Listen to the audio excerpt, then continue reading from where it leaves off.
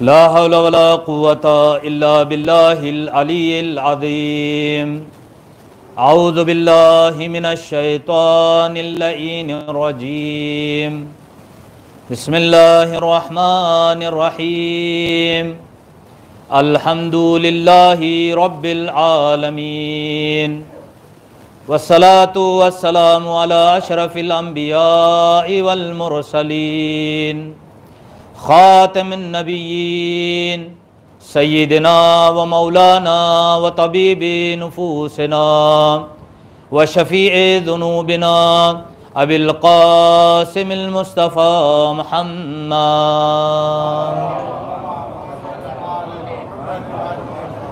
व अला अहलि बैतिही तय्यबीन ताहिरीन अल मअसूमीन अल्लज़ीना क़ालल्लाहु तबारक व तआला फ़ी हक़्क़िहिम व फ़ी फ़ज़लिहिम। बिस्मिल्लाहिर रहमानिर रहीम। इन्नमा युरीदुल्लाहु लियुज़हिबा अन्कुमुर रिज्सा अहलल बैत व युतहिरकुम तत्हीरा।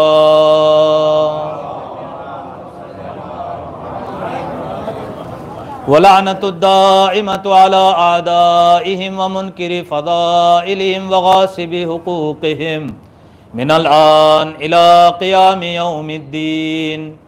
अम्मा बादु फ़क़द क़ाल रसूलुल्लाहि सल्लल्लाहु अलैहि व आलिहि वसल्लम अहब्बल्लाहु मन अहब्बा हुसैना व अबग़दल्लाहु मन अबग़दा हुसैना।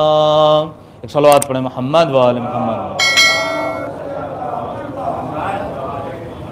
अज़ीज़ान मोहतरम, अरबाब अज़ा, अज़ादारान इमाम मज़लूम, आज खम्स मजालिस के सिलसिले की आखिरी मजलिस आप हज़रात समाअत फरमा रहे हैं।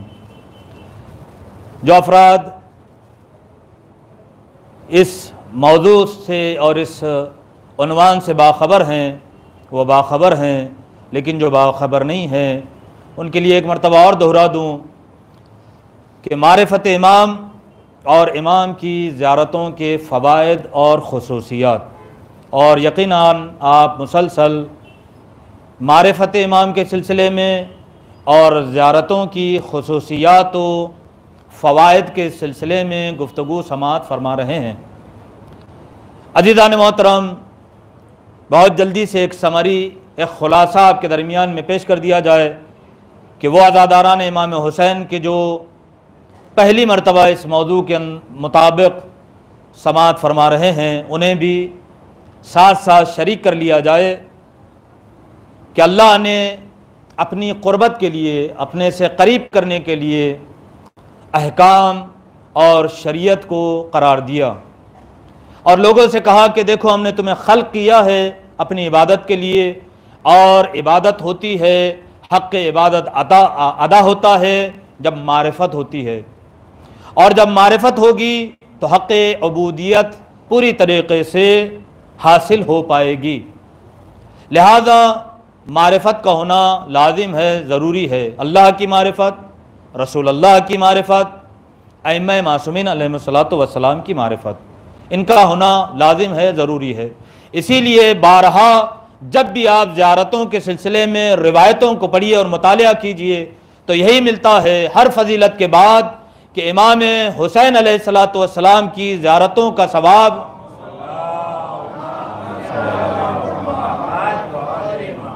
उसी वक्त इंसान को हासिल होगा जब आरिफन बिहक़्क़ि हो, जब इमाम मज़लूम के हक़ की मारिफत रखता हो, जब इमाम की विलायत की मारिफत रखता हो, जब इमाम की हुर्मत का पासदार हो, तो फिर अल्लाह भी, परवरदिगार आलम भी इमाम हुसैन के सदक़े में अज़ादार हुसैन को बहुत ज़्यादा अजर व सवाब अता करता है। एक सलावत पढ़े मोहम्मद व आले मोहम्मद। अज़ीज़ान मोहतरम, एक अमल है, लेकिन इस एक अमल के अंदर तमाम इबादतों को जमा कर दिया गया है। अगर इंसान ज़ियारत करे, ज़ियारत के साथ ज़ियारत, लेकिन कौन सी ज़ियारत? जो हक़ मारिफत के साथ हो, जो मारिफत के साथ ज़ियारत इंसान अंजाम दे। लिहाजा अगर कोई मारिफत के साथ ज़ियारत पढ़ता है, ज़ियारत इमाम मज़लूम को जाता है, ये भी अजीब बात है अज़ीज़ान मोहतरम कि आप जब ज़ायर निकलता है चहारदा मासूमीन अलैहिस्सलातु वस्सलाम की ज़ियारत को जाता है, लेकिन जब पलट कर आता है, जब ज़ायर जाता है कहाँ जाता है, मसलन अगर इराक हो, ईरान हो, सऊदी, अगर तीनों जगह जा रहा है ज़ियारत के लिए मदीना मुनव्वरा, तो क्या है कि ज़ाहिर है चहारदा मासूमीन अलैहिस्सलातु वस्सलाम का।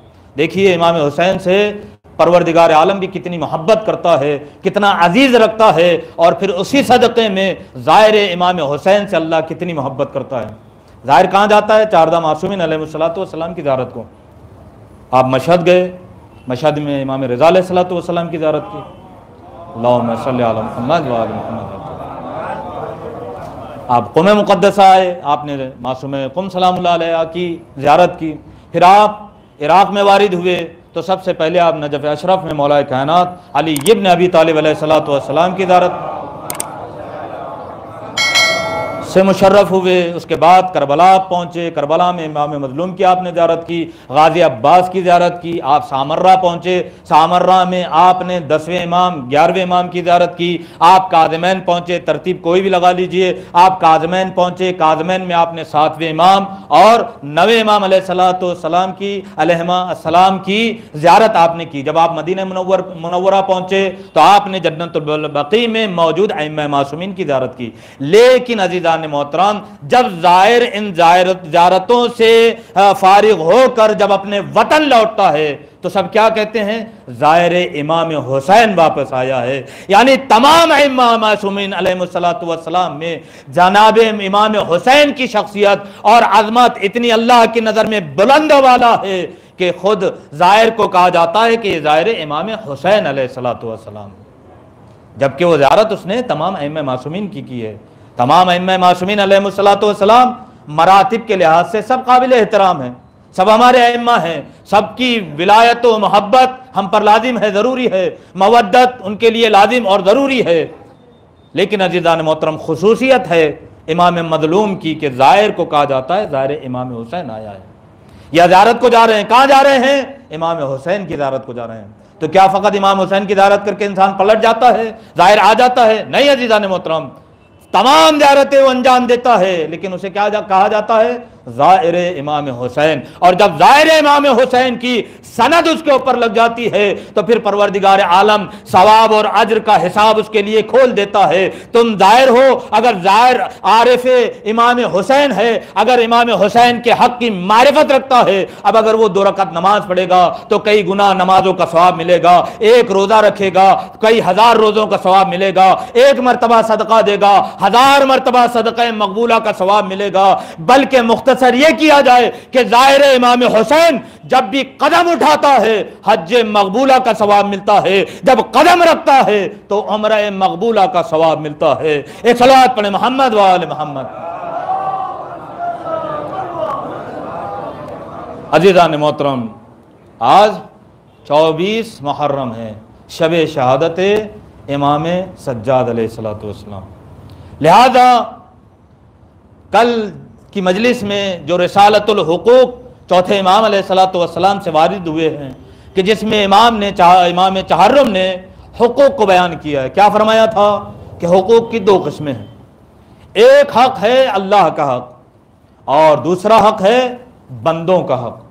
हुकूकुल्लाह अल्लाह के हुकूक, हुकूकुल इबाद बंदों के हुकूक। अल्लाह का हक वो है कि अल्लाह और बंदे के दरमियान में मामला है। अल्लाह अगर हक को अदा करेगा तो अल्लाह उसे जज़ा देगा, अगर हक को उसने अदा ना किया तो अल्लाह का और उसका मामला है। अगर उसने बाद में इस्तिग़फ़ार किया, अल्लाह से तौबा नसूहा की, तो मुमकिन है अल्लाह उसे बख्श दे, माफ़ कर दे। लेकिन हुकूकुल इबाद के सिलसिले में अइम्मा मासूमीन ने क्या फरमाया कि देखो हुकूकुल इबाद के बारे में बहुत एहतियात करो, क्योंकि अगर हुकूकुल इबाद में से किसी के हक को अगर अदा नहीं किया गया तो जब तक कि वो बंदा मोमिन माफ नहीं करता, अल्लाह भी ऐसे बंदे को फिर माफ नहीं करता। अल्लाह की बारगाह में वो पहुंचेगा, परवरदिगार मैं तेरी बारगाह में इस्तिग़फ़ार करता हूँ, तौबा नसूहा करता हूँ, तो अल्लाह की तरफ से यही आवाज़ आएगी कि पहले जिस बंदे मोमिन का हक तूने अदा नहीं किया है, उस बंदे मोमिन का हक अदा कर, फिर मेरी बारगाह में आ, मैं तेरे हक को कबूल करूंगा, मैं तेरे इस्तिग़फ़ार को कबूल करूंगा और तुझे तेरे लिए बख्शिश का सामान करूंगा। लिहाजा हुकूकुल्लाह का बहुत ज़्यादा इंसान ने ख्याल करना चाहिए। फिर इमाम अलैहिस्सलातु वस्सलाम ने रिसालतुल हुकूक में एक के बाद एक हुकूक को बयान किया है। तमाम हुकूक आप समाप्त कर चुके हैं, लेकिन अजीज़ान मोहतरम बाद हुकूक को बयान किया गया। तो आज भी चंद हुकूक को मैं बयान करूँ कि मौला फरमाते हैं रिसालतुल हुकूक में कि जो कम सिन हैं उनके ऊपर बुजुर्गों का, जो सिन में ज़्यादा हैं उनका हक है, छोटों पर बड़ों का हक है, कम सिनों पर बुजुर्गों का हक है। इसी तरीके से फिर मुकाबिल में इमाम ने फरमाया, बहुत तवज्जो दीजिएगा अज़ीज़ान मोहतरम, कहा कि बुजुर्गों के ऊपर छोटों का, कम सिनों का हक है। दो तरफा मामला है, छोटों पर बड़ों का हक है, बड़ों के ऊपर छोटों का हक है। इमाम कहते हैं कि छोटों का हक ये है कि अपने बुजुर्गों का बहुत एहतराम करे, अपने से बड़ों का बहुत एहतराम करे, उनकी बहुत इज्जत करे। क्यों? कम से कम इंसान ये सोच के इज्जत और एहतराम अपने बड़ों की करे कि उनकी उम्रें ज़्यादा हैं, उनका सिन हमसे ज़्यादा है, और नहीं मालूम उन्होंने अपनी उम्र में, अपने सिन में, अपने इतने सालों में अल्लाह की ऐसी ऐसी इबादतें अंजाम दी होंगी कि जो हमारा सिन छोटा है, हमने अभी तक की वो इबादतें अंजाम नहीं दी है। और बड़ों पर लाजिम है कि वो छोटों का एहतराम करें, यह सोचकर कि हमारी उम्रें ज़्यादा हैं लेकिन बच्चों की उम्रें कम हैं, मुमकिन है कि इन्होंने अभी, इनकी उम्रें कम है, लिहाजा इन्होंने कम गुनाह अंजाम दिए हैं, मुमकिन है उनके मुकाबिल में हमारे गुनाह ज़्यादा हों। लिहाजा बड़ों को चाहिए वो छोटों का एहतराम करें, और छोटों को चाहिए, बच्चों को चाहिए कि वो सिन में कम होने की बिना पर अपने बुजुर्गों का बहुत एहतराम करें, अपने बुजुर्गों की बात को माने, उनकी इज्जत करें, उनका एहतराम करें। अगर इंसान इज्जत करता है, एहतराम करता है, अपने बुजुर्गों के ऊपर अमल करता है, तो फिर अइम्मा मासूमीन भी खुश होंगे और कहेंगे कि वाकई ये बच्चा, ये जवान वो है जो हम अहले बैत से सिर्फ मोहब्बत का दावा नहीं करता बल्कि अपने अमल से, अपने किरदार से उसका इजहार भी करता है। एक सलवात पढ़े मोहम्मद व आले मोहम्मद। अज़ीज़ान मोहतरम, उन हुकूक में से सबसे बुलंद वाला हक जो बयान किया इमाम ने, क्या फरमाया कि सबसे बड़ा हक जो है हुकूकुल इबाद में, वो क्या है? मोहम्मद व आले मोहम्मद अलैहिस्सलातु वस्सलाम का।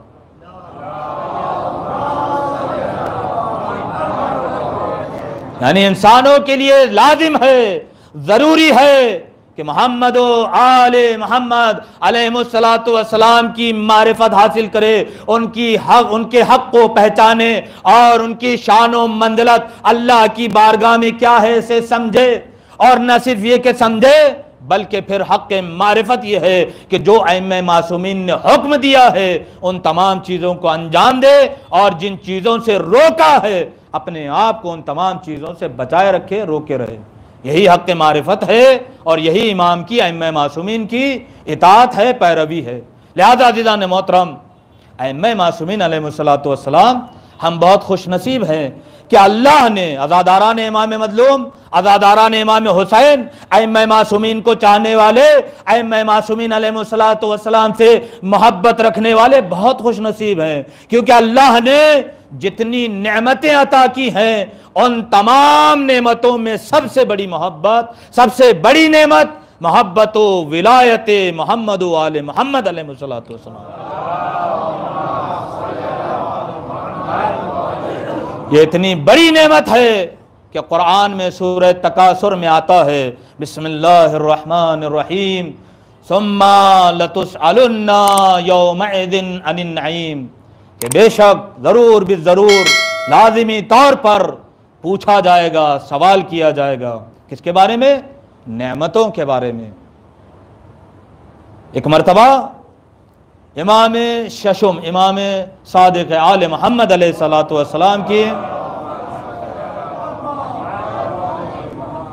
घर में चंद मेहमान, चंद उनके चाहने वाले दोस्तदारान मौजूद थे, और इमाम ने ज़ियाफ़त में उनके लिए दस्तरखान को बिछा दिया, और मौला के घर में जो नेमतें थीं उन नेमतों को दस्तरखान पर रख दिया, और फिर अपने दोस्तों से, यारान से कहा कि बिस्मिल्लाह तनावुल कीजिए। एक के बाद एक सहाबा और जो यारान थे, दोस्तान थे, वो इमाम के दस्तरखान के ऊपर, फ़र्जंद रसूल के दस्तरखान के ऊपर नेमतों को खाने लगे। नेमतों को खाते खाते, तनावुल करते करते, एक शख्स ने, एक दोस्त ने, एक इमाम के चाहने वाले ने कहा कि मौला जैसी नेमत आज हमने आपके दस्तरखान के ऊपर खाई है, ऐसी नेमत हमने इससे पहले अपनी ज़िंदगी में तनावुल नहीं की है। तो फिर एक ने कहा, जो दूसरा और बैठा हुआ था, उसने कहा कि ये वही नेमतें हैं कि जिनके बारे में अल्लाह ने कुरान में कहा है कि तुमसे रोज़े महशर नेमतों के बारे में सवाल किया जाएगा। तो इमाम ने कहा कि नहीं, अल्लाह की ज़ात बहुत बुलंद है, बाला है, कि जो चीज़ें तुम्हारे इस्तेमाल के लिए दी हैं, तुम्हारे खाने पीने के लिए दी हैं, अल्लाह उन नेमतों के बारे में तुमसे सवाल करेगा। अल्लाह बहुत बुलंद है, अल्लाह बहुत बाला है, अरफा है। ये तमाम चीज़ें तो तुम्हारे इस्तेमाल के लिए अल्लाह ने खल्क की है। वो नेमतें जिनके बारे में सवाल होगा वो कोई और है। फिर मौला ने खादिम से कहा, खादिम ने चंद खजूरें लाकर दस्तरखान पर रखी। जब उन्होंने खजूरों को खाया तो फिर एक ने कहा कि मौला फ़ज़ल रसूल, आपके दस्तरखान पे जो हम खजूर खा रहे हैं, इतनी लज्जतदार, इतनी मज़ेदार, इतनी शीरी और मीठी खजूर हमने इससे पहले नहीं खाई। फिर वो कहने लगे कि यही वो नेमत है शायद कि जिसके बारे में रोज़े महशर सवाल होगा। एक मर्तबा इमाम शशम कहते हैं, अरे अल्लाह की ज़ात बहुत आला है, बुलंद है, कि जो चीज़ें तुम्हारे खाने पीने के लिए दी है अल्लाह रोज़े महशर सवाल करेगा। तो सब ने पूछा, मौला फिर वो क्या नेमतें हैं कि जिनके बारे में अल्लाह रोज़े महशर सवाल करेगा? तो छठे इमाम फरमाते हैं कि हम अहले बैत की मोहब्बत, हम अहले बैत की विलायत वो है कि जिसके बारे में अल्लाह रोज़े महशर सवाल करेगा। एक सलावत पढ़े मोहम्मद व आले मोहम्मद। लिहाजा अगर अल्लाह ने नेमत दी है तो फिर शुक्र नेमत होना चाहिए, कुफरान नेमत नहीं होना चाहिए। शुक्र नेमत क्या है कि इंसान जिस नेमत को हासिल करे फिर उसका शुक्राना अदा करे। इमाम चहार्रुम फरमाते हैं कि इंसान, ये जब मुनाजात आप पढ़ेंगे, दुआएं पढ़ेंगे, तो मौला की दुआ में है कि इंसान जब भी कहता है शुक्रन लिल्लाह, ए अल्लाह तेरा शुक्र है, तो जो नेमत जो खाई है उसने, या जो नेमत इस्तेमाल की है, या जो नेमत उसके पास मौजूद है, अल्लाह हर शुक्राने पे उस नेमत में और इजाफा करता है, उसमें और बढ़ोतरी हो जाती है। और इमाम चारुम फरमाते हैं कि जब इंसान किसी नेमत को लेने के बाद शुक्र इलाही को बजा लाए तो फिर उस पर लाजिम होता है कि हर शुक्र के बाद फिर एक मर्तबा शुक्र करे कि ऐ परवरदिगार, तेरा शुक्र है कि तूने मुझे इतनी तौफीक दी कि मैं तेरी बारगाह में शुक्र बजा ला रहा हूं। तो ये सिलसिला बढ़ता जाएगा कि जब भी इंसान शुक्र करे फिर शुक्र करे कि अल्लाह तूने मुझे तौफीक शुक्र इलाही अंजाम देने की तौफीक दी है। तो अज़ीज़ान मोहतरम, अल्लाह की नेमतें, और उन नेमतों में सबसे बड़ी नेमत मोहम्मद व आले मोहम्मद की विलायत है कि जिसके बारे में सवाल किया जाएगा। जब महशर के सवालात व जवाबात होंगे, नमाज का सवाल हुआ, रोज़े का सवाल हुआ, ज़कात का सवाल हुआ, तमाम उसूल दीन के जब फुरूए दीन के जब सवालात होते जाएंगे और बंदे मोमिन कामयाब होता जाएगा, फरिश्ते लेकर जाएंगे जन्नत की तरफ, आवाज आएगी वक़िफ़ूहुम इन्नहुम मसऊलून, अभी इन्हें रोको, इनसे पूछा जाना है। तो फरिश्ते कहेंगे परवरदिगार सब तो पूछ लिया, नमाज का पूछ लिया, रोजे का पूछ लिया, हज का सवाल कर लिया, ज़कात का इम्तिहान ले लिया, तमाम उमूर के हिसाब किताब हो गए, ऐ परवरदिगार अब क्या पूछना है? आवाज आएगी इनसे मोहब्बत हो विलायत अली इब्न अबी तालिब अलैहिस्सलातु वस्सलाम के बारे में।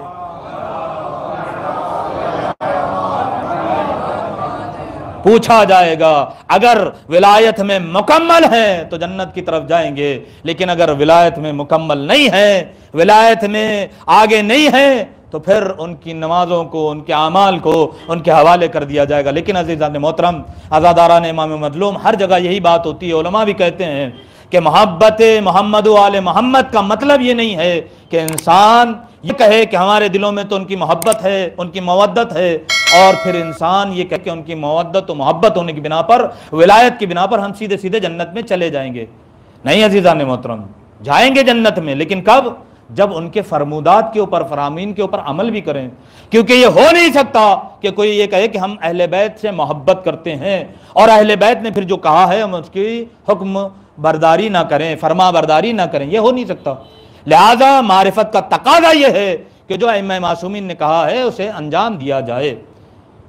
अज़ीज़ान मोहतरम, बात और गुफ्तगू क्या चल रही है कि इमाम की मारिफत ज़रूरी है, और जब भी इंसान ज़ियारत को जाए तो ज़ायर इमाम हुसैन अगर मारिफत के साथ ज़ियारत करता है तो अल्लाह कई गुना कई तरह के सवाब उसे अता करता है।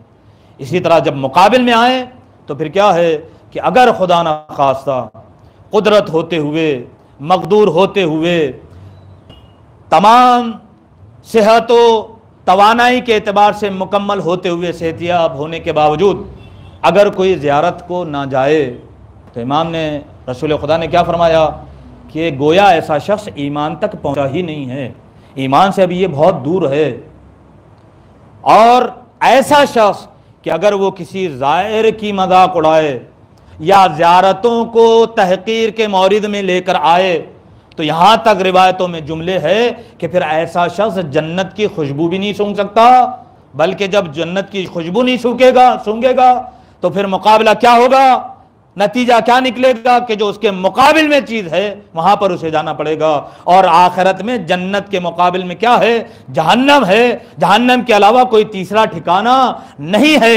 लिहाजा बहुत एहतियात हम करें कि कहीं ऐसा ना हो कि किसी ज़ायर की दिल आज़ारी हो या ज़ियारत की हम तहकीर किसी नादानी में या भूले में कर पाएँ। क्यों? क्योंकि मारिफत के साथ ज़ियारत का होना लाजिम है, ज़रूरी है। और अल्लाह का ये एहसान है कि कहा परवरदिगार आलम ने कि तुम मेरा जिक्र अंजाम दो, मैं तुम्हारे जिक्र को कायम दायम रखूंगा। लिहाजा इमाम हुसैन ने, इमाम मासूमीन ने अल्लाह के जिक्र को कायम दायम रखा है।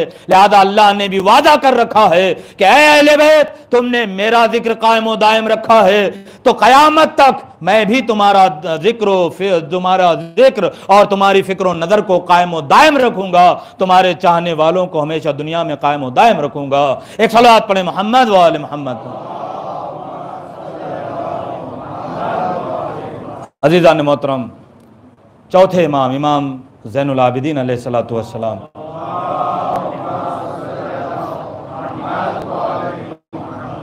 इमाम की कड़ी में से चौथे इमाम। आपकी ज़िंदगी की भी हम मारिफत हासिल होगी जब हम इमाम मासूमीन के हालात, उनकी ज़िंदगी के वाक़यात का मुताला करें और देखें कि किस किस पहलू में क्या नहीं कर सकते थे इमाम मासूमीन अलैहिस्सलातु वस्सलाम। तमाम कुदरत, तमाम ताकत, तमाम इख्तियारात अल्लाह ने दिए हुए थे, लेकिन उसके बावजूद क्या कहा, ऐ अल्लाह हम तेरी बंदगी के लिए आए हैं, तेरी तरफ लोगों को मोड़ने के लिए आए हैं। लिहाजा हम अपने इख्तियारात से नहीं बल्कि हम उसी तरीके से, चूँकि हम नमूने अमल हैं तो हम उसी तरीके से आमाल अंजाम देंगे जैसे तू अपने बंदों से चाहता है। यही वजह है कि जब बंदा अपने इमामों को देखता है तो अपने आप को उनके लिए या उनको अपने लिए नमूने अमल करार देकर अपने आमाल में, रफ्तार में, किरदार में उन्हीं बातों को लाकर अंजाम देता है। लिहाजा इमाम की मारिफत के लिए उनके वाक़यात, उनके मौजज़ात, उनके कमालात, उनकी ज़िंदगी के हालात को पढ़ना, सुनना, बयान करना, बच्चों में बयान करना लाजिम है, ज़रूरी है, ताकि सबको पता चले। और सिर्फ बयान कर देना या सुनना सुनाना काफ़ी नहीं है, बल्कि हत्तल मक़दूर इंसान को चाहिए कि वो कोशिश करे कि अपने आमाल को भी इमामों के फ़रामीन के मुताबिक रखे। लिहाजा अज़ीज़ान मोहतरम, अगर हम चौथे इमाम की ज़िंदगी के हालात को मुतालिया करें तो हम देखते हैं कि आपके पास क्या क्या नहीं अल्लाह ने कुदरतें दी। एक खातून है कि जिनका नाम हुबाबे वालबिया है। देखें मौजज़ात और इमाम मासूमीन अलैहिस्सलातु वस्सलाम के इख्तियारात अल्लाह ने क्या क्या रखे हैं। हुबाबे वालबिया ये एक किताब है मदीनतुल मआजिज़, उसमें मोहम्मद इब्न याकूब ने इस रिवायत को बयान किया है, खुद हुबाबे वालबिया ने इसको बयान किया है। हुबाबे वालबिया कहती है कि एक रोज़ मैंने अमीरुल मोमिनीन अली इब्न अबी तालिब अलैहिस्सलातु वस्सलाम को आता हुआ देखा तो मैं आपके पास पहुंची और पहुंचने के बाद कहा क्या है आका है मौला, अल्लाह आपके ऊपर रहम करे, आप मुझे बस ये बताएं कि आपकी इमामत के ऊपर दलील क्या है। तो इमाम ने जब हुबाबे वालबिया का ये सवाल सुना, किसने? मौलाए कायनात ने, इमाम अव्वल ने, तो उससे कहा हुबाबे वालबिया से कि ज़मीन से एक कंकर, एक संगरेज़ा उठा दो। उस हुबाबे वालबिया ने संगरेज़ा कंकर उठाकर मौला को दिया। मौला ने अपनी उंगलियों में उस कंकर को लिया। जो बाब खैबर को उखाड़ने वाला है उसके हाथ में छोटा सा संगरेज़ा कंकर कुछ भी नहीं है। इमाम ने उस कंकर को अपने हाथ में थोड़ा मसला, यहाँ तक कि वो कंकर, वो पत्थर संगरेजा बिल्कुल पाउडर की शक्ल में हो गया, आटे की शक्ल में हो गया। फिर मौला ने उसको आटा बनाया, उसको गूंदा और फिर एक पत्थर की दोबारा शक्ल देकर उसके ऊपर अपनी अंगूठी से, अपने ख़ातम से एक मोहर लगा दी और वो मोहर लगाकर हुबाब वालबिया को दे दी और कहा मौला ने कि ए हुबाब वालबिया, जो भी मेरे बाद इस फेल को अंजाम दे, इस काम को अंजाम दे, तो फिर समझ लेना कि वो अल्लाह के रसूल का सच्चा जानशीन और वसी है। हुबाब वालबिया कहती है कि मैंने वो पत्थर लिया, इमाम अमीरुल मोमिनीन के पास से मैं चली, यहाँ तक कि वो ज़माना आया कि जब अमीरुल मोमिनीन अलैहिस्सलातु वस्सलाम ज़ाहिरी तौर पर इस दुनिया से रुखसत होकर चले गए। इमाम सानी का, इमाम हसन अलैहिस्सलातु वस्सलाम का दौर आया।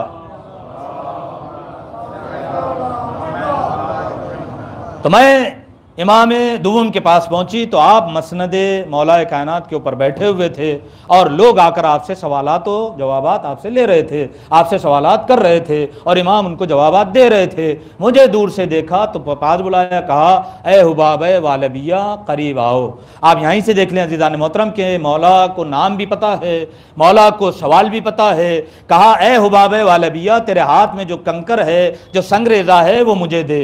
हुबाब वालबिया ने वो कंकर, वो संगरेज़ा इमाम हसन अलैहिस्सलातु वस्सलाम को दिया। आपने वही तरीक़ा जो मौलाए कायनात ने किया था कि अपनी उंगलियों में लिया, अंगुश्तर में लिया, अपनी अंगुश्त में लिया, उसको थोड़ा मसला, जैसे ही वो कंकर मौला की उंगलियों में आया वो भी पाउडर की तरह या आटे की तरह उसमें तकसीम हो गया। फिर मौला ने उसको दोबारा से गूंदा, फिर पत्थर बनाया और उसके ऊपर अपनी अंगूठी की मोहर लगा दी। और फिर मौला ने ये कहा कि ए हुबाब वालबिया, ऐसा ही अमल जो बाद में मेरे बाद अंजाम दे, समझ लेना कि वही अल्लाह के रसूल का सच्चा जानशीन है, वसी है। हुबाब वालबिया कहती है कि फिर मैं एक दौर तक के दूर रही और उस दौर में मदीने में आई हूँ कि जब इमाम हुसैन अलैहिस्सलातु वस्सलाम मौजूद थे। इमाम हसन अलैहिस्सलातु वस्सलाम का आखिरी दौर था और इमाम हुसैन के दौर में जब मैं पहुँची हूँ तो मैंने ये देखा कि आपका सिन मुबारक छोटा है, कम है। तो मैंने यही पूछा कि बताइए क्या आप अपने बरादर बुजुर्ग इमाम हसन के जानशीन वसी हैं? तो इमाम हुसैन अलैहिस्सलातु वस्सलाम ने उसी कम सनी के आलम में कहा, ए हुबाब वालबिया, वो पत्थर, वो कंकर जो तेरे पास है उसे अता करे, उसे दे दे। हुबाब वालबिया कहती है कि मैंने वो पत्थर उस बच्चे को कि जो इमाम हुसैन अलैहिस्सलातु वस्सलाम का सिन्न मुबारक था उन्हें दिया। उन्होंने भी वैसे ही किया, उस पत्थर को अपनी उंगलियों पर मसला, उसे आटा बनाया, उसे दोबारा से गूंदा, उसके ऊपर अपनी अंगूठी की मोहर लगा दी। हुबाब वालबिया कहती है, किसका तज़किरा हम कर रहे हैं? इमाम की मारिफत, इमाम के हालात को पढ़ने के बाद उनकी मारिफत कि अल्लाह ने क्या क्या इख्तियारात दिए हैं और वो हमारे सच्चे रहबर, सच्चे इमाम, सच्चे जानशीन रसूल खुदा है या नहीं, उसकी पहचान क्या है। हुबाब वालबिया को मौला अमीरुल मोमिनीन ने कहा कि देखो, जैसा मैं करूँ वैसा अगर मेरे बाद वाले करें तो समझ जाना कि वो रसूल अल्लाह के सच्चे वसी भी हैं, जानशीन भी है। इमाम हसन के बाद इमाम हुसैन के पास पहुंची और हुबाब वालबिया कहती है कि एक ज़माना गुजर गया। वाक़े करबला के बाद जब मैं आई हूँ मदीने में तो वो दौर था इमाम ज़ैनुल आबिदीन अलैहिस्सलातु वस्सलाम का।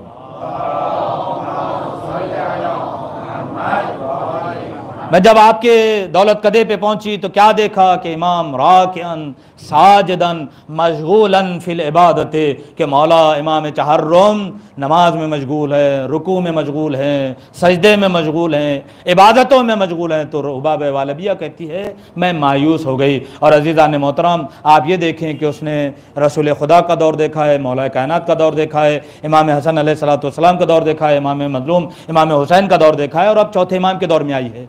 अब उसका सिन रिवायतों में है 113 साल की बूढ़ी हो चुकी थी, 113 साल की बूढ़ी हो चुकी थी। वो कहती है कि मैंने जब चौथे इमाम को देखा कि आप रुकू में हैं, सजदे में हैं, इबादत में मशगूल है, तो मैं मायूस हो गई। और जब जाने लगी तो क्या देखा कि रुकू की हालत में चौथे इमाम ने मेरी तरफ इशारा किया। जैसे ही मेरी तरफ उंगली से इशारा किया, हुबाब वालबिया कहती है कि मैं 113 साल की थी, लेकिन जैसे ही इमाम ने मेरी तरफ इशारा किया है, अल्लाह ने मेरी जवानी को दोबारा पलटा दिया। एक सलात पढ़े मोहम्मद वाले मोहम्मद।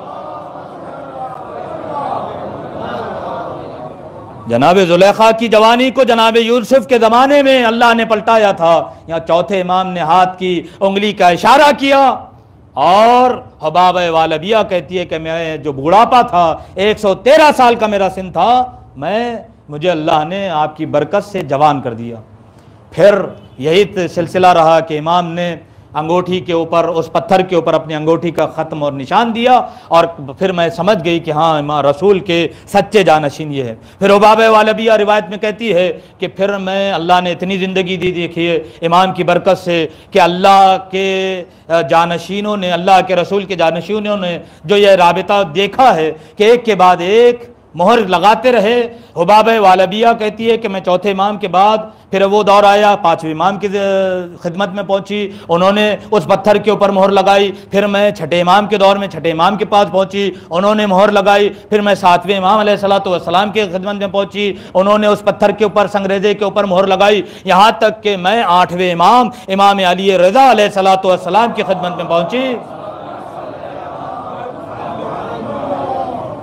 और फिर उनके बाद 9 महीने और जिंदा रहने के बाद हुबाब वालबिया का इंतकाल हुआ है।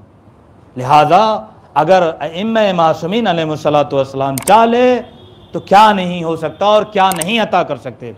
लेकिन जब हम उनसे मांग, तरद्दुद है कि हम मांग तो रहे हैं, लेकिन क्या मालूम देंगे या नहीं देंगे। अगर शक व शुबे के साथ मांगेंगे तो फिर अता नहीं होगा। यकीन से मांगिए कि हम ऐसों से मांग रहे हैं कि अल्लाह ने इन्हें तमाम इख्तियारात दिए हुए हैं। एक सलावत पढ़े मोहम्मद वाले मोहम्मद।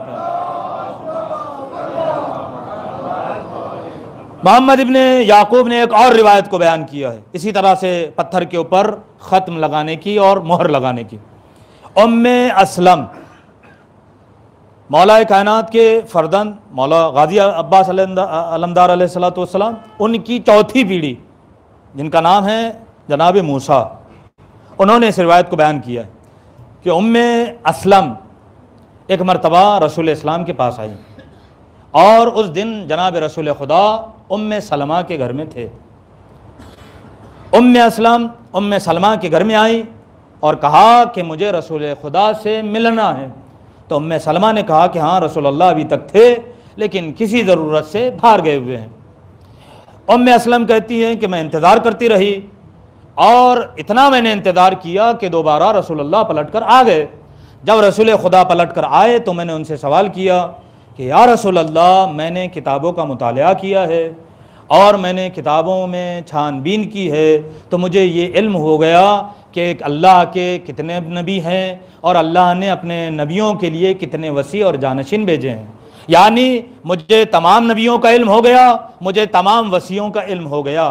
फमा वसीयुका या रसूल अल्लाह, तो ये अल्लाह के रसूल आप ये बताइए कि आपका वसी कौन है। मूसा नबी हैं, उनका वसी अल्लाह ने उनकी ज़िंदगी में भी, उनकी ज़िंदगी के बाद भी रखा। इसी तरीक़े से ईसा का भी वसी अल्लाह ने उनकी ज़िंदगी में और उनके बाद भी रखा। फमा वसीयुका या रसूल अल्लाह, ए रसूल खुदा आपका वसी कौन है। तो रसूल इस्लाम कहते हैं कि वसी फ़ी हयाती व बादा ममाती वाहिदन, कि मेरी ज़िंदगी में और मेरे मरने के बाद मेरा वसी एक है। और वो कौन है? अली इब्न अबी तालिब अलैहिस्सलातु वस्सलाम।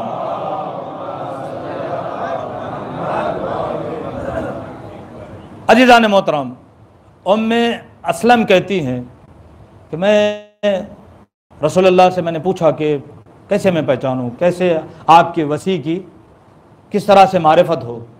तो कहा कि देखो, जो अमल में, बिल्कुल इसी तरह से रिवायत मिलती है जो हुबाब वालबिया की है, कि जिस तरह का अमल मैं अंजाम दे रहा हूँ, अगर मेरे बाद वाले वसी वैसा अंजाम अमल दे तो समझ जाना वो मेरा बरहक वसी है।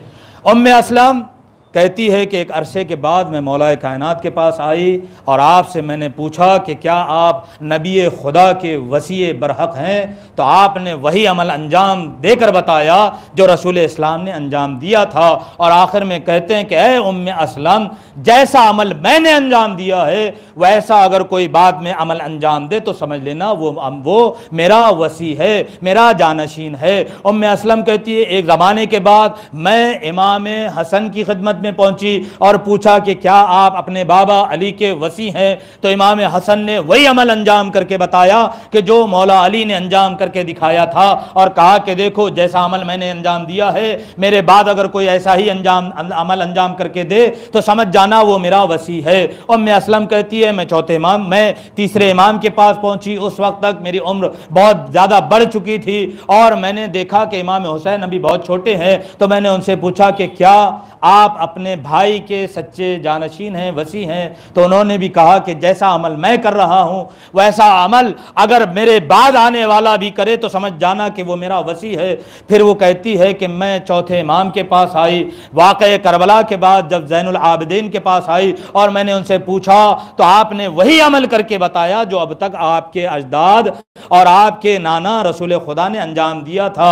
अजीज़ान मोहतरम, यहीं से बात समझ में आ जाती है कि रसूल इस्लाम ने यही इरशाद फरमाया था कि अव्वलुना मोहम्मद, औसतुना मोहम्मद, आखिरुना मोहम्मद, कुल्लुना मोहम्मद, ला फर्का बैनना, कि हमारा पहला भी मोहम्मद है, हमारा आखिरी भी मोहम्मद है, हमारा दरमियानी भी मोहम्मद है, हम सब के सब मोहम्मद हैं, हम में किसी भी तरह का कोई फर्क नहीं पाया जाता। एक सलावत पढ़े मोहम्मद व आले मोहम्मद।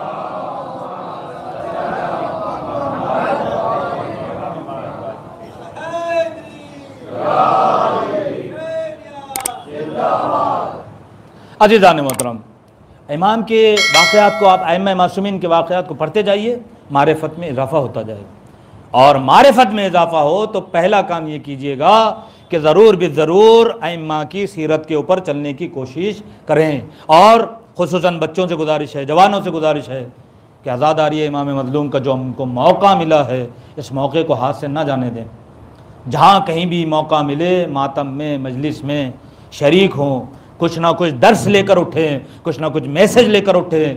यही तो वो है कि जहाँ पर अज़ाए इमाम हुसैन एक बहुत बड़ी यूनिवर्सिटी है, इससे हमें बहुत सारी चीज़ें सीखने मिलती हैं, समझने मिलती हैं। लेकिन कब? जब हमारा एहसास हो, जब हमारे पास शऊर हो और हम एहसास करें, उस बात को ले और उसके ऊपर अमल करें। और यही मारिफत का तकादा है कि अगर इमाम की मारिफत है तो फिर इंसान मारिफत के मुताबिक अमल ज़रूर अंजाम देगा।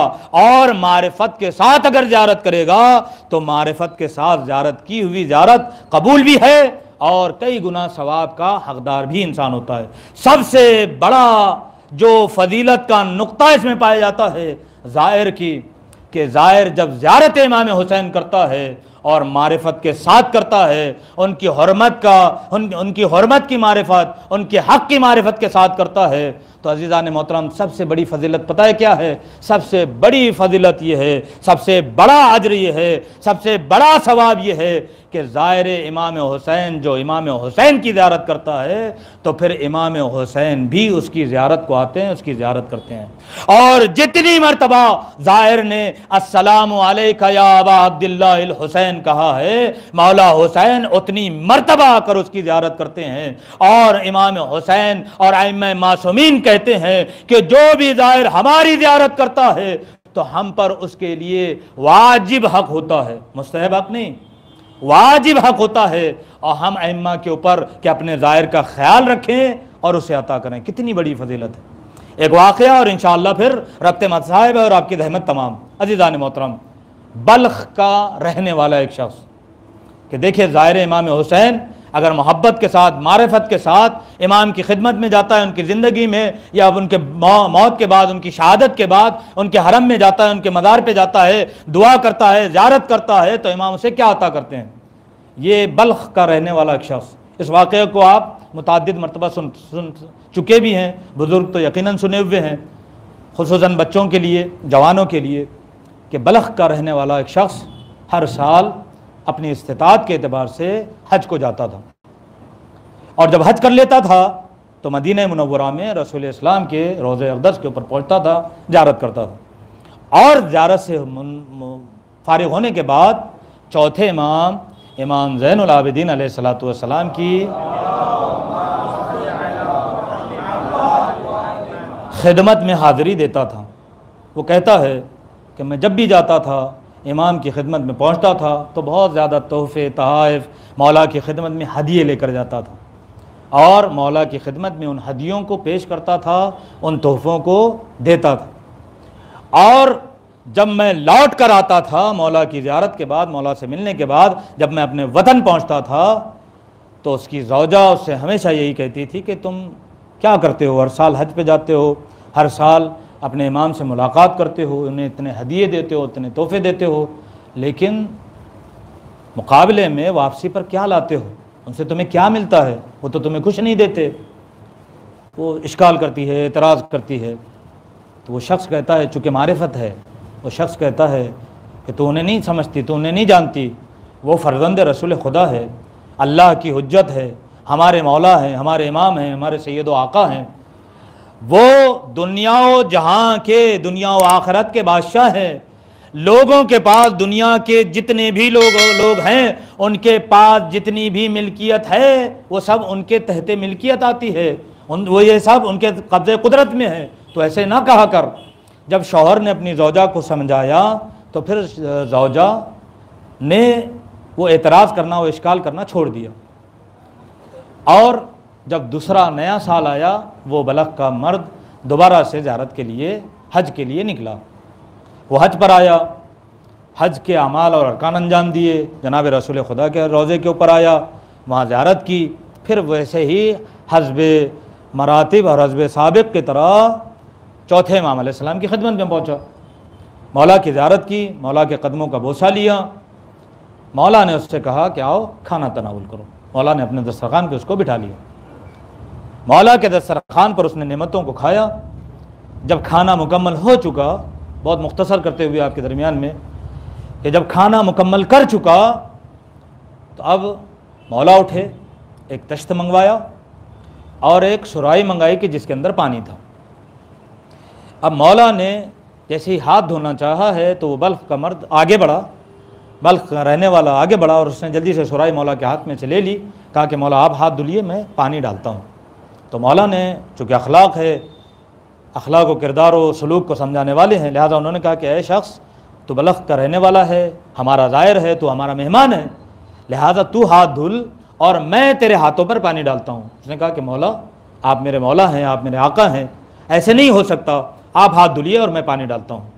तश्त नीचे रखा हुआ है, तसव्वुर कीजिएगा, मौला हाथों को धुल रहे हैं और वो शख्स सुराही लेकर मौला के हाथों पर हाथ रख रहा है, हाथों पर पानी डाल रहा है। और उसने पानी डालने से पहले ये जुमला कहा कि मौला, मुझे ये बात पसंद है, मैं दोस्त रखता हूँ, मैं चाहता हूँ कि आपकी खिदमत करूँ, आपके हाथ धुलाऊँ, आपकी मैं खिदमत गुजारी करूँ, ये मुझे पसंद है, मैं दोस्त रखता हूँ, ये मुझे मैं मोहब्बत रखता हूँ आपसे।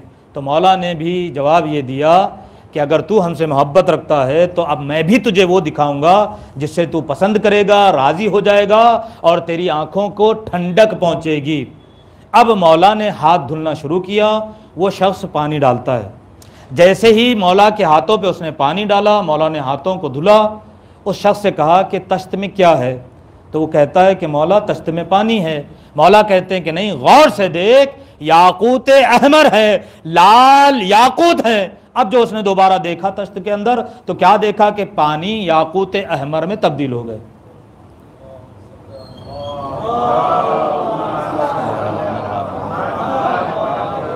मौला ने फिर कहा कि मैं दोबारा पानी डालो।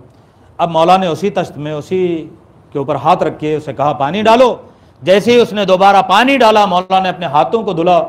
अब दोबारा उससे पूछा कि बताओ तश्त में क्या है? तो उसने फिर वैसे ही जवाब दिया, मौला पानी है।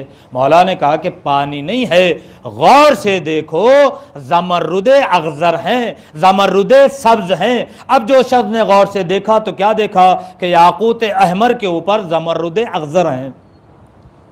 वो ताज्जुब में पड़ गया।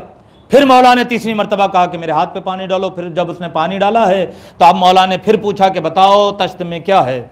जब पहली मरतबा उसने पानी हाथ पे पानी डाला था तो वो तश्त 1/3 1/3 भर गया था। जब दूसरी मरतबा उसने पानी डाला था तो वो वो तश्त 2/3 2/3 भर चुका था। अब मौला ने जब तीसरी मरतबा उससे कहा कि पानी डालो, उस मर्द ने पानी डाला।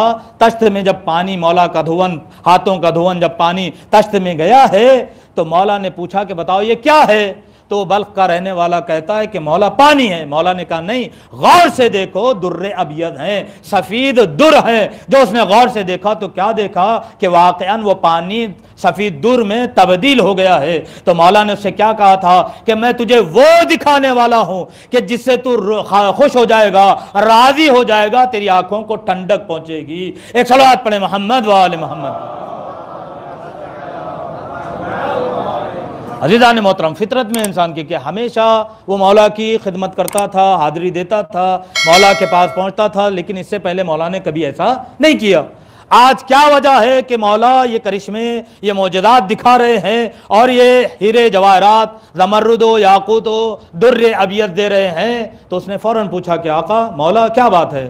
कहा कि तेरी ज़ौजा को जो इश्काल है हम पर कि तुम हमेशा आते हो, हमें हदिया देते हो और हम तुम्हें कुछ नहीं देते, तो ये हमारी तरफ से हदिया है, इसे ले जा। वो शख्स कदमों पे गिर गया, मौला मेरे और मेरी ज़ौजा के दरमियान में ये गुफ्तगू हुई थी, आप तक ये गुफ्तगू कैसे पहुंची है? यकीन है कि आप बैते नबूवत से ताल्लुक रखते हैं, आप घराने नबूवत से ताल्लुक रखते हैं, लिहाजा आपको इस बात का इल्म हुआ है। अज़ीज़ान मोहतरम, वो इन तमाम चीज़ों को लेकर आकर अपने घर आ गया, पहुंच गया, ज़ौजा को उन तमाम चीज़ों को दिया।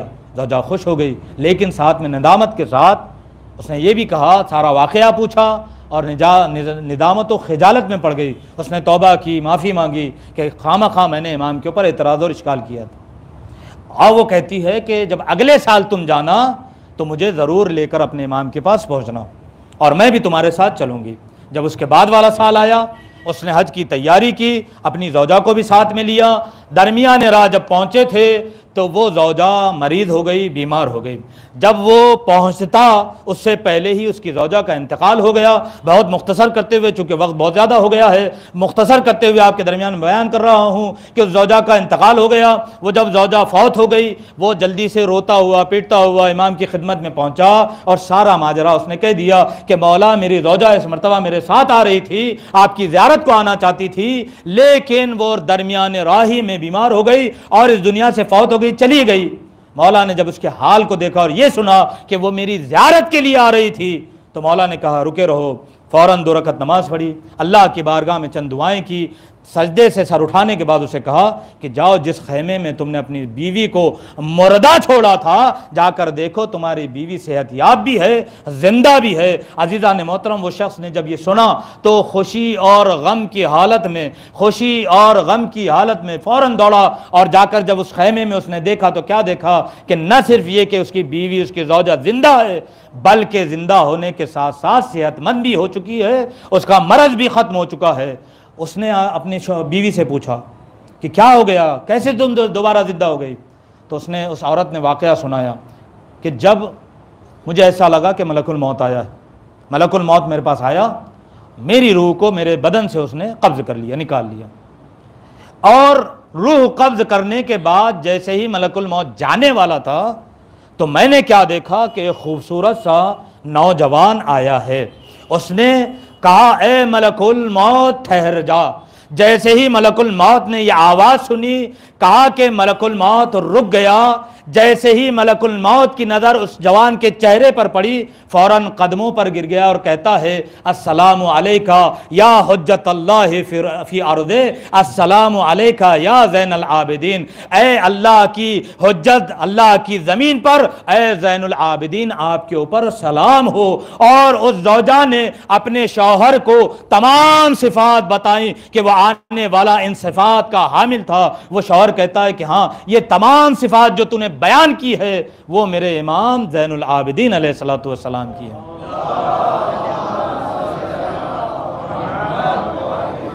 शौहर पूछता है क्या हुआ मलकुल मौत से? फिर इमाम ने जब कहा, क्या कहा कि ऐ मलकुल मौत, अल्लाह ने मुझे इजाज़त दी है कि इस खातून की, इस बल्खी शख्स की ज़ौजा की रूह को दोबारा पलटा दिया जाए।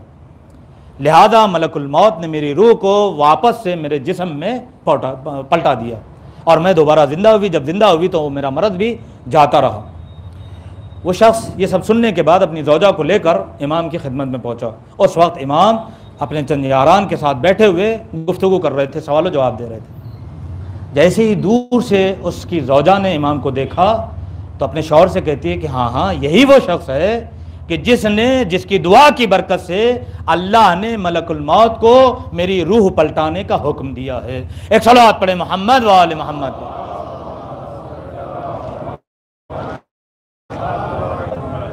ने मोहतरम गौर किया, आपने जवाब क्या दिया था इमाम ने कि हमारे ज़ियारत के लिए वो आई थी और उसका इंतकाल हुआ है। तो जो हमारी ज़ियारत के लिए आता है, और चूंकि शौहर ने पहले ही उसे उसका एतराज़ ख़त्म कर दिया था, लिहाजा उसे मारिफत भी हो चुकी थी इमाम की, लिहाजा इमाम अपने मारिफत के साथ अपनी ज़ियारत पे आने वाले को किस तरह से ऐसे ही छोड़ सकते थे। लिहाजा इमाम ने उसे सेहत भी दी, उसे उसकी ज़िंदगी भी दोबारा लौटाई।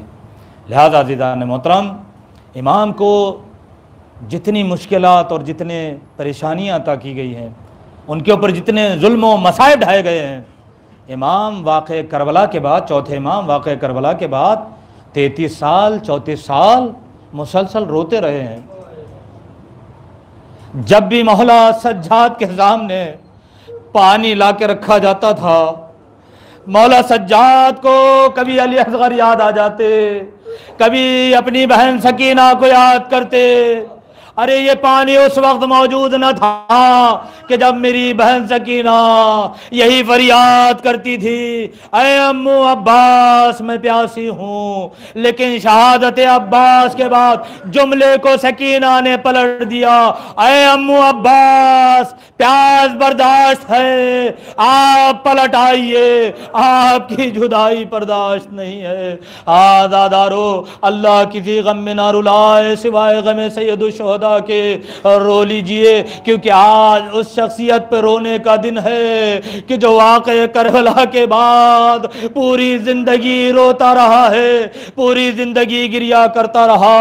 जब भी खाना पेश किया जाता, मौला खाने को देखकर करबला को याद करते, करबला के भूखों को प्यासों को याद करते, गिरिया करते, ऐ काश ये खाना ये पीना करबला में होता तो बच्चे प्यास के लिए अलतश न करते। आज़ादारो, किसी गम में ना रुलाए अल्लाह सिवाय गम सैयदुश्शुहदा के। आज़ादारो, सैयदुस्सज्जाद ज़ैनुल आबिदीन इतना रोए हैं, इतना रोए हैं कि आपको देखकर मदीने में जो शख्स भी आपको देखता वो भी गिरिया करने लगता था। आज़ादारो, हद तो ये हो गई कि जो कस्साब थे मदीने के, वो कस्साब भी इमाम को जब आता हुआ देखते थे तो अपने ज़बीहों के ऊपर कपड़ा डाल देते थे कि ऐसा न हो इमाम की नजर पड़ जाए और इमाम सवाल करे, इमाम को करबला में लाशें याद आ जाए। आज़ादारो, एक मर्तबा इमाम मजलूम जब मदीने की गली से गुजर रहे थे, एक कस्साब अपनी दुकान बंद करना भूल गया था। जैसे ही चौथे इमाम की नजर ज़बीहे के ऊपर पड़ी है, कस्साब के करीब आए, कस्साब से कहा, है कस्साब बस एक बात बता दे, जब तूने इस जानवर को ज़िबा किया था तो क्या उसे पानी पिलाया था या नहीं? ऐ कस्साब, तूने पानी पिलाया था या नहीं? वो कस्साब कहता है, ऐ फर्जंदे रसूल, मैं आपकी जद की शरीयत का पाबंद हूँ। मैंने मुसलसल 3 मरतबा इस जानवर के सामने पानी रखा। जब इसने सैराब होने के बाद खुद से सर को पलट दिया, तब जाकर मैंने इसे ज़िबा किया है। आज़ादारो, अब पता है इस जवाब को सुनने के बाद चौथे इमाम ने क्या किया? चौथे इमाम ने कस्साब का जवाब सुनकर करबला का रुख किया। ऐ बाबा हुसैन, आज मदीने में अगर जानवर भी ज़िबा होता है तो पहले उसे पानी पिलाया जाता है। ऐ मेरे मजलूम बाबा, आपको उस वक्त ज़िबा किया गया जब आपका गुलूए मुबारक प्यासा था, पानी से खुश था। हाँ दादारो, अल्लाह किसी गम में ना रुलाए सिवाय गमे इमाम मजलूम के। अदादारो, एक मरतबा जब इमाम मुसलसल गिरिया करते थे तो एक मरतबा आपके सहाबी मिनहाल आपके पास पहुंचे। कहा आका, आका कितना रोइएगा, कितना गिरिया कीजिएगा, अरे आका बस कीजिए, आप अपनी तबीयत का ख्याल कीजिए। इमाम ने उससे मिनहाल से कहा, मिनहाल तुमने सही फैसला नहीं किया। ऐ मिनहाल, अरे याकूब का एक यूसुफ खोया था तो याकूब ने इतना गिरिया किया, अरे मेरे बट 18 बना बनी हाशिम करबला की जलती रेग पर अपनी जानों को कुर्बान कर चुके। ऐ मिनहाल, मैं कैसे बर्दाश्त करूं? मिनहाल कहते हैं, मौला अरे शहादत तो आपके घर की मीरास है। कहा मिनहाल, तूने सही फैसला नहीं किया।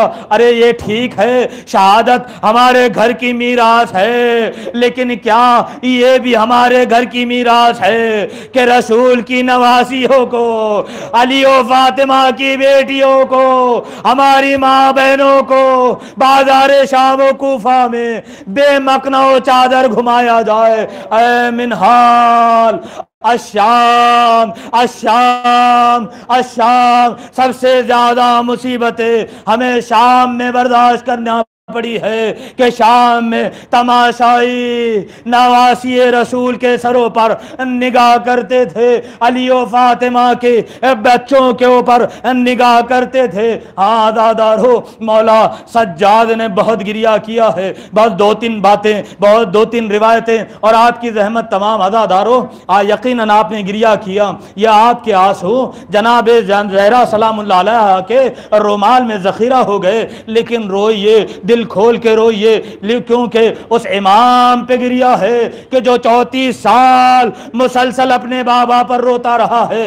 अज़ादारो, मौला इमाम सज्जाद के सिलसिले में मिलता है कि अल बक्काऊन खमसा के तारीख में 5 वो अफराद गुजरे हैं कि जिन्हें बक्काऊन कहा गया है। सबसे ज्यादा गिरिया करने वाले सबसे पहले आदम है, दूसरे जनाब याकूब है, तीसरे जनाब यूसुफ है, चौथे जनाब सिद्दीक़ ताहिरा फातिमा ज़हरा है कि जो अपने बाप की शहादत के बाद इतना रोती रही कि 18 साल में आपके सर के बाल सफेद हो गए, आप ज़ईफ़ा दिखाई देने लगी, आप पर बुढ़ापा तारी हो गया। और 5वें इमाम ज़ैनुल आबिदीन है कि जिन्होंने इतना गिरिया किया कि आपके सरो दाढ़ी के बाल सफेद हो गए। जब भी कोई आपको देखता तो कहता कि ये ज़ईफ है। अरे इमाम सज्जाद तो जवान थे, वो कहाँ है? मोहम्मद हनफिया ने जब मदीने में आने के बाद सैयद सज्जाद को गले लगाना चाहा है तो पूछा, ए बुजुर्ग तू कौन है? मेरा सैयद सज्जाद मेरा भतीजा दिखाई नहीं देता। तो उस बुजुर्ग ने कहा, उस बुजुर्ग ने कहा, ए चचा मोहम्मद हनफिया, अरे मैं ही आपका भतीजा सज्जाद हूँ। अरे करबला के वाक़यात ने, बाजार शाम व कूफा के हालात ने मुझे बूढ़ा बना दिया है।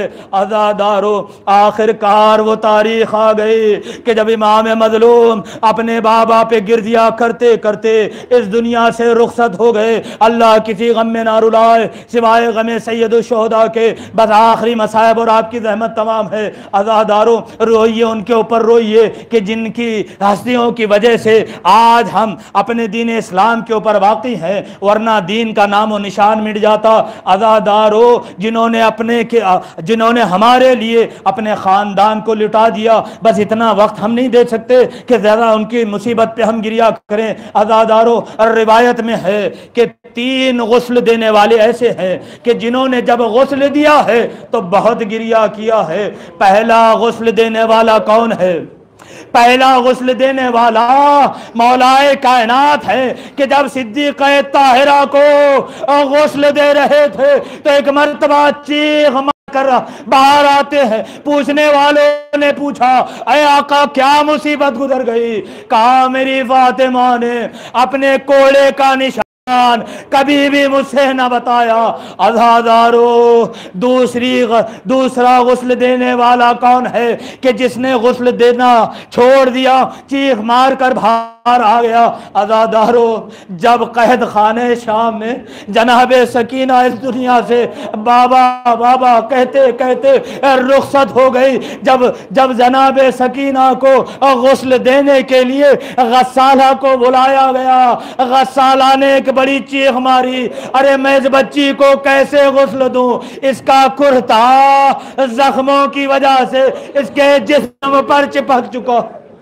अज़ादारो, तीसरा गुस्ल देने वाला कि जिसने गुस्ल देते देते बहुत गिरिया किया है, वो कौन है? अज़ादारो, चौथे इमाम की जब शहादत हुई, मोहम्मद बाकर हमारा पांचवा इमाम आगे बढ़ा, चाहते हैं बाबा को गुस्ल दे, एक मर्तबा चीख मार कर रोए। लोगों ने पूछा, अरे इमाम पंजो, अरे क्या बात हो गई? मौला रोते हुए कहते हैं, अरे गले में खारदार तो इससे इस तरह से निशान मेरे बाबा ने कैसे बर्दाश्त किया? अरे मेरे बाबा।